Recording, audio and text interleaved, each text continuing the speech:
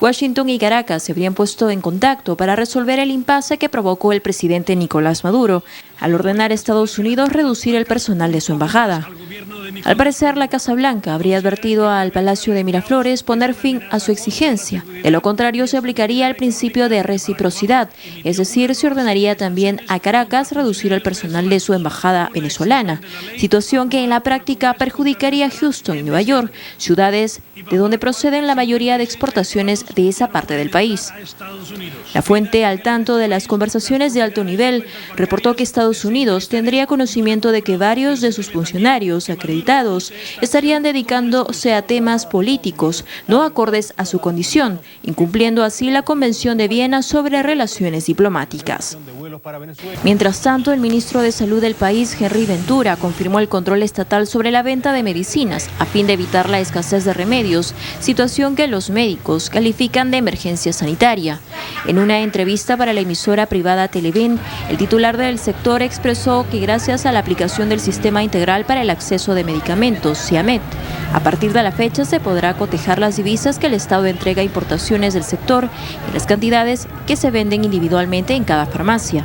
De otro lado, Ventura desmintió lo dicho sobre la Federación Médica, quien habría alertado sobre la migración de 13.000 especialistas en el sector, justificando que apenas en 6 años, unos 320 médicos salieron del país, en su mayoría para realizar estudios superiores. Muy bien, está hablando de la situación de Venezuela.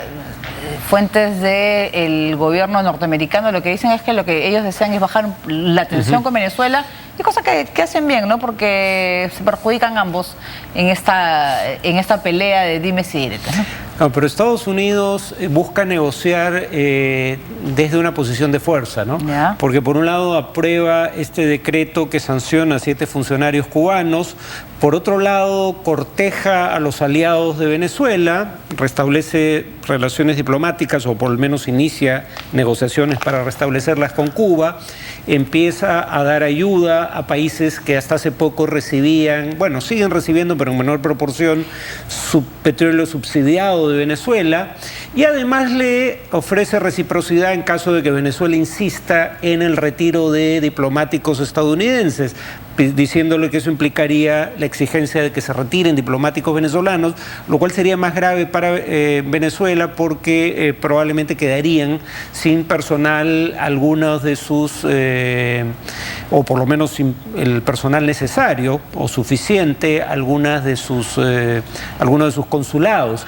Entonces, digamos, puesto todo en la balanza, Venezuela estaría considerando que, pasando por una situación tan difícil internamente, lo último que le convendría en este momento es antagonizar a Estados Unidos, su principal socio comercial. Pero sin embargo lo está haciendo con España, ¿no? Por ejemplo, porque ahora España es el nuevo malo para Venezuela, el nuevo culpable de todo. Pero en términos de medidas no trascendió de las acusaciones personales contra Rajoy del presidente Maduro.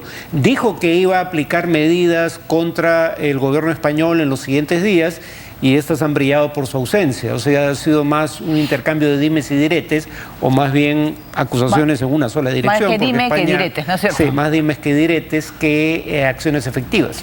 Muy bien, ahora vamos con las diferencias de las celebraciones europeas y rusas por el Día de la Victoria y la rendición de la Alemania nazi frente a los aliados. Pasados 70 años desde el fin de la Segunda Guerra Mundial, y los principales implicados en el conflicto han recordado la fecha, pero las formas de celebración importan, y aquí las repasamos. En el Reino Unido sonaron las campanas de la Catedral de San Pablo, la Abadía de Westminster y la Catedral de Glasgow en recuerdo de la rendición de la Alemania nazi. Mientras que en Windsor, la reina Isabel participó del encendido de la primera de 200 balizas conmemorativas por el Día de la Victoria. Al término de la guerra, en 1945, Isabel era aún princesa británica.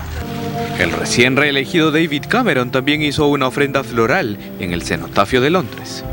Por su parte, Washington difundió un mensaje del presidente Barack Obama y elogió a la generación que literalmente salvó al mundo, según dijo. En su discurso también renovó el compromiso de unidad con sus aliados en Europa y más allá, en nombre de valores comunes como la libertad, la seguridad, la democracia, los derechos humanos y el Estado de Derecho en todo el mundo, rechazando la intolerancia y el odio. En Berlín se celebró una ceremonia conmemorativa con representantes de Alemania, Rusia, Francia y Bielorrusia, en el que además brindaron por la paz y el desarrollo del mundo.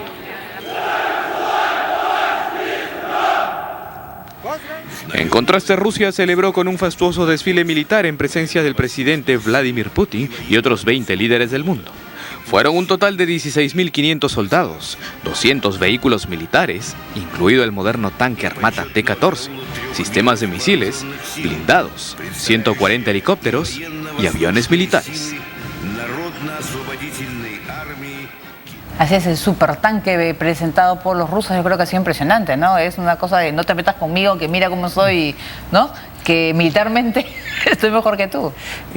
Bueno, están mejor que Ucrania, de eso no cabe duda, ¿no? Y finalmente ese es el frente en el que, si acaso, buscarían intimidar, no es otro.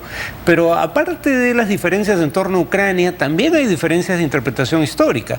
Por ejemplo, en Occidente el día D se celebra como la batalla del día D, como una batalla decisiva. En realidad fueron varios días para cambiar el curso de la Segunda Guerra Mundial. Los rusos les gusta recordar que cuando Estados Unidos, Gran Bretaña y un contingente francés y otros aliados invaden las costas de Normandía en 1944, Rusia ya tenía 3 años peleando en solitario contra las tropas alemanas. Entonces que el día D abrió un segundo frente, pero que ya había un primer frente, digamos, de combate en el que Rusia combatía en solitario.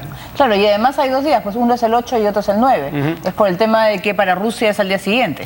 Claro, por la diferencia horaria, sí. Sí, no es un tema de calendario, es un tema de diferencia horaria, pero además había un acuerdo, ¿no?, de que en Rusia no avanzaba más allá del centro de Berlín y ahí esperaba a los aliados para sellar la rendición definitiva de Alemania.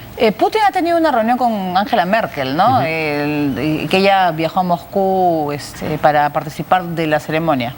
Bueno, es que la relación de Putin en general con los primeros ministros alemanes ha sido cercana, porque probablemente Alemania sea el país occidental desarrollado con mayores vínculos económicos con Rusia.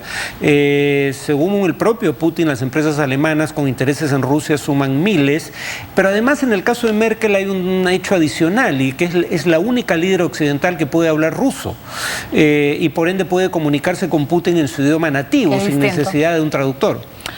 Muy bien, ahora vamos a hablar de otros temas. En Suecia, el Tribunal Supremo anunció haber rechazado el recurso del fundador de Wikileaks, Julian Assange, contra su orden de arresto por presunta violación y agresión sexual. El Tribunal Supremo de este país anunció su decisión de mantener la orden de prisión preventiva en ausencia dictada en 2010 contra el fundador de Wikileaks, Julian Assange, por 4 presuntos delitos sexuales en contra de 2 mujeres suecas. 4 de los 5 jueces que integran la corte apoyaron mantener la orden y solo uno se manifestó a favor de derogarla.